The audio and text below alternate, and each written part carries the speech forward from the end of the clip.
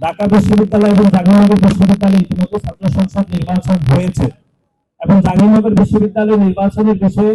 শুধুমাত্র গণমাধ্যমের প্রকাশিত তথ্য বলে আমরা বলছি যে সেখানে যে যাবতীয় যে অনিয়ম হয়েছে সেই অনিয়মের বিরুদ্ধে শুধু বাংলাদেশ জাতীয়তাবাদী ছাত্রদল ভোট বর্জন করেনি, বরং 5টি সংগঠন, 5টি প্যানেল এবং ছাত্রদল সহ 6টি প্যানেল এখানে ভোট বর্জন করেছে, শিক্ষকরা ভোট বর্জন করেছে, নির্বাচন কমিশন যারা দায়িত্ব পালন করেছে তারাও ভোটের যে প্রক্রিয়া সে প্রক্রিয়া থেকে তারা সরে এসেছে। এবং ঢাকা বিশ্ববিদ্যালয় ছাত্র সংসদ নির্বাচনের বিষয়ে যাবতীয় অব্যবস্থাপনা অনিয়মের বিষয়ে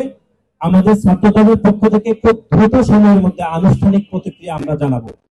আমরা মনে করি এই দুটি ছাত্র সংসদ নির্বাচনে যে যাবতীয় অনিয়ম অব্যবস্থাপনার পরেও আমরা চট্টগ্রাম বিশ্ববিদ্যালয়ের সাধারণ শিক্ষার্থীদের স্বার্থকে প্রাধান্য রাখতে আমরা এখানে নির্বাচন করছি এবং চট্টগ্রাম বিশ্ববিদ্যালয় সহ এখানের গণমাধ্যমের অনেক কর্মীরা এবং চট্টগ্রাম বিশ্ববিদ্যালয়ের সাধারণ শিক্ষার্থীরা মনে করেন যে চট্টগ্রাম বিশ্ববিদ্যালয়ের যে প্রশাসন রয়েছে সেই প্রশাসন একটি নির্দিষ্ট রাজনৈতিক দলের এজেন্ডা বাস্তবায়নের জন্য তারা কাজ করে যাচ্ছে। সুতরাং আমরা যদি মনে করি নির্বাচন প্রক্রিয়ার মধ্যে যদি আমরা এঙ্গেজ হয়েছি এই প্রক্রিয়ার মধ্যে থাকার পরে যখন আমরা দেখবো যে এই প্রশাসন যদি নিরপেক্ষভাবে কাজ না করে, শিক্ষার্থীরা যদি যখনই মনে করবে যে এই প্রশাসন নিরপেক্ষভাবে কাজ করছে না,